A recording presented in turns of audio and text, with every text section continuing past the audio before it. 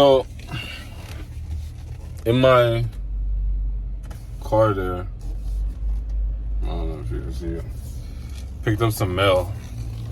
I actually have a mail from the IRS with my address on it, so hopefully that'll work, you know? Or maybe they'll be like, hey, you know, now we need your social security card. Wataka watuku.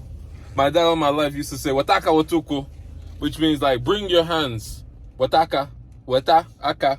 Aka means hands. Wata means bring. Watuku, bring your feet.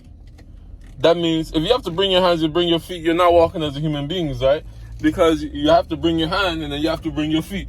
Normally, if you're a human being with a full body, your hands and your feet, they come together. You don't have to wataka watuku. But for me, it's always been wataka watuku. It's always been wataka watuku. Because I'm always late. I'm always last. And it's crazy because I saw this Steve Harvey thing the other day. And I don't know, I'm just frustrated. I don't want to be doing this. That's exactly what she said. And she didn't want to be doing this. She didn't want to. And I wasn't dragging her to all these jobs or nothing or whatever. She just didn't want to be there anymore. It's just frustrating because I want to see the girl. She don't want to see me. She don't want to talk to me.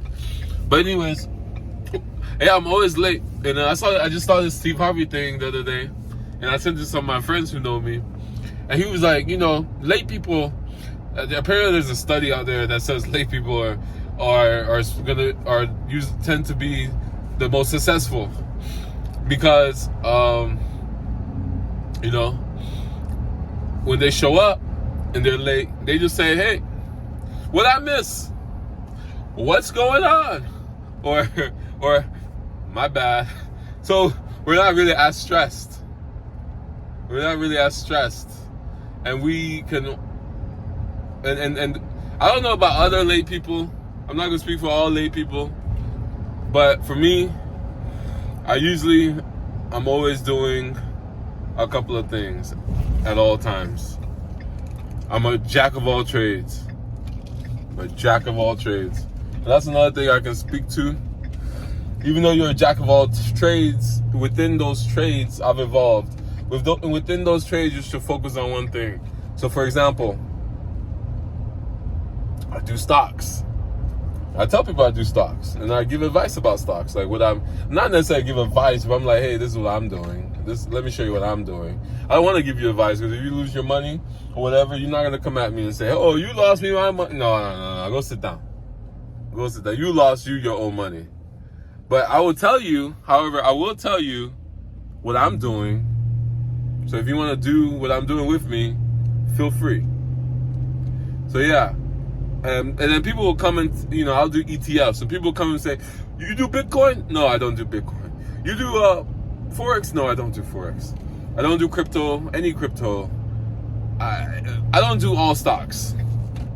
I don't do random stocks. I Google 100 penny stocks, and that's as random as I'll get when it comes to stocks. I don't do all stocks. Not all stocks are created equal for me. And it's just like, find the one or two things that you do or that you're comfortable with, do it within stocks. So let's just do that. So for stocks, I do basically a singular thing, ETFs. And within those ETFs or whatever, I do a couple of stocks, couple of companies. And I learn their behavior. And then I go to work.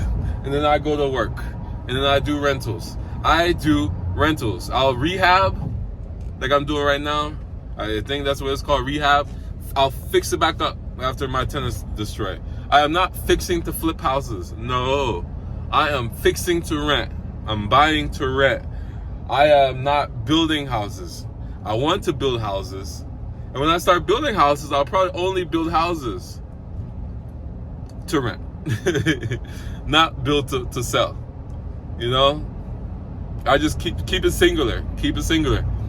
I'm not gonna get every tool in the tool shed and carry it around.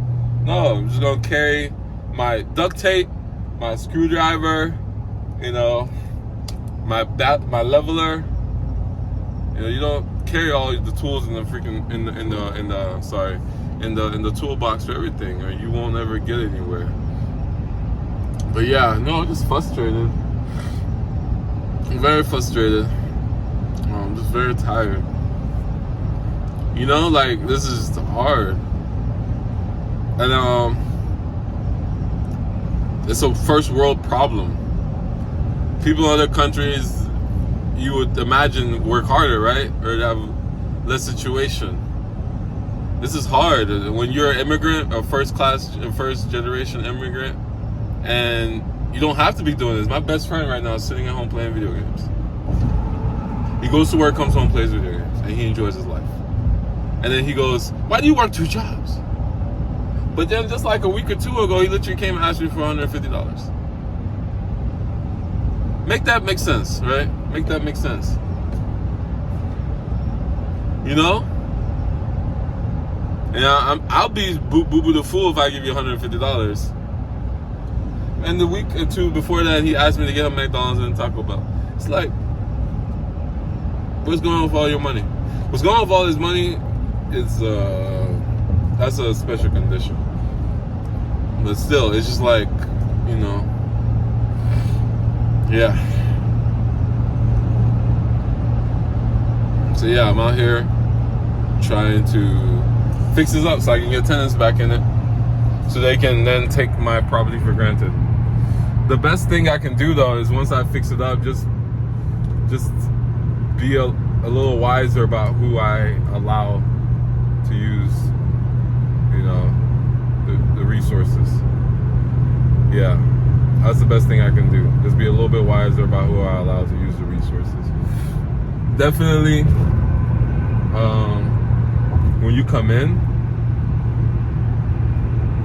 you have to give me first month and the down deposit or the safe or the security deposit.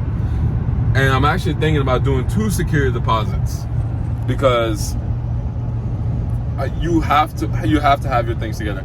Else I just let the house sit. I just let it sit. It's better to sit than I have to kill myself doing all this. Instead of being home, enjoying my relationship with my woman, I'm out here running around so that you can then destroy my things. Destroy the home you live in.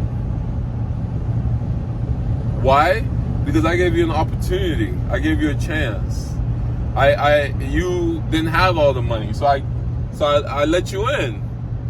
I took what you had and I said, hey, you just pay me $50 a month until you get the security deposit. Or okay, give me what you have now and then give me the rest later. And you took me and you ran.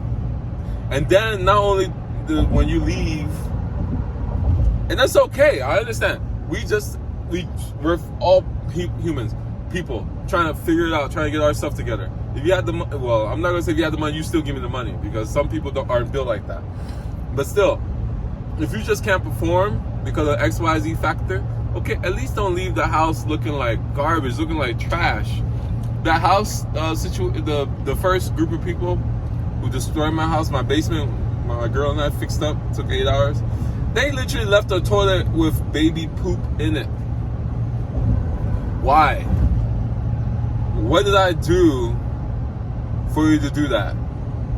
Yes, you need to pay for where you live. What is wrong with you paying for you? It is not my job to pay for where you live. I didn't tell you to I didn't tell you to choose this man that you chose. I didn't tell you to choose the woman that you chose. I didn't tell you to make your decisions, have children, and not be able to afford it. I did not tell you to move into somewhere you cannot afford. Like I said, my living situation, I'm going back to my single room. In the DMV area, we're looking at rent of $1,500 to $2,000 easy for an apartment. Easy. It's not going to be the best looking apartment. Easy. Rooms up here are normally $650, so I'm actually still under the bar with that, where I only pay basically $500. And I'm just gonna divide the rent, the grass, and the trash with the new people who come because I'm not gonna pay that extra $100 anymore. We're gonna share that because trash and grass is a feature everybody enjoys. Why am I the only one paying it? Doesn't make sense. I'm paying it because of my friend. because I was trying to manage his house for him. But throughout the whole relationship over these years, it's just come to my realization that I haven't been given my dues when it comes to, or my respect when it comes to having taken care of your house successfully for 5 years now, 5-6 years. So, you know, I appreciate the roof over my head, but I need to start focusing more on myself. Anyways, so,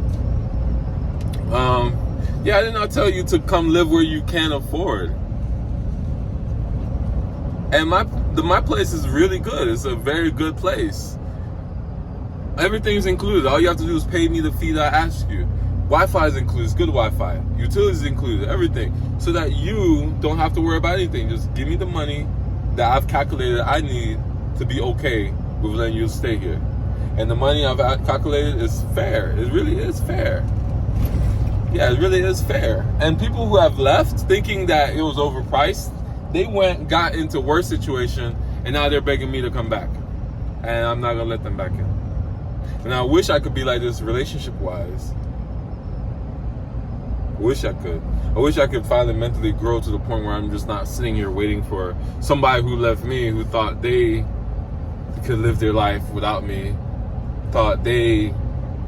Because if somebody leaves you, that means they are not afraid to lose you. That means everything that you ever tried to do for them, all the sweetness, everything you went out beyond, all the times you took PTO or paid time off just to spend time with them, or you got them a gift, or their car broke down or whatever, and you went out your way to do something for them, all that does not matter. All the times they were hurt and you try to fix it for them, all the times they had a problem, you try to do something to help them relieve that issue. All the open ears, no, that doesn't matter. That's what that means when somebody leaves you. And I made it clear that, hey, whatever reason you're leaving, if I upset you, if I yelled at you, whatever reason, whatever I said, we've been here together for 3 years now, at least. And I apologize. 2, I didn't mean it. You know, even if I mean it, or if I was frustrated at the moment, I'm just stressed. I work 100 hours, and I had to deal with all these people who were sitting in my house for over a year, 2 sets of people, and didn't pay me, destroyed my home. I had to go to court, had to fight reckless driving. I'll tell you guys all about that. Had a car accident. I got hit they were doing 100 and hit me. When I got my reckless, that was a different story. It was every time I go to Virginia, there's always a problem. I'll tell you that story later. I was not doing 100. I was not even doing 80. In Virginia, the speed limit is apparently 50. You know, so if you're doing 65, 70, that's reckless, I guess. You know? And I'll tell you guys all about that later. But anyways, so we're back here. Let's see if it'll work out. We're back here. So it's 9:15. So we're back here. Anyways, so yeah. Now tell them to live somewhere they can't afford. I live in a $500 room rent. Everything I need is in there. More space means more junk, right? So consolidate. I don't want more junk.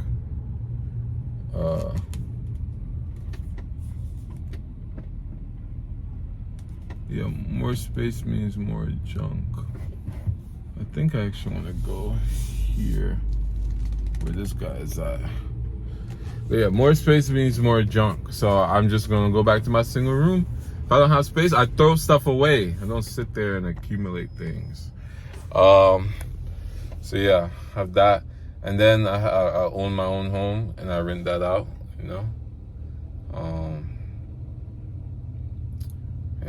And then what you do is then you buy your time, and you buy the place that you live in when the time gets there. Yeah, you buy the home that you live in, and then you continue to buy other homes, and you rent it out, and etc. And then you can then be able to afford to help people, afford to give somebody a contract to come do this job instead of you being out here on 4th of July. You know, right now I have somebody who cuts my grass for both homes, so that really helps me out. So one day hopefully I'll be able to have somebody do stuff like this.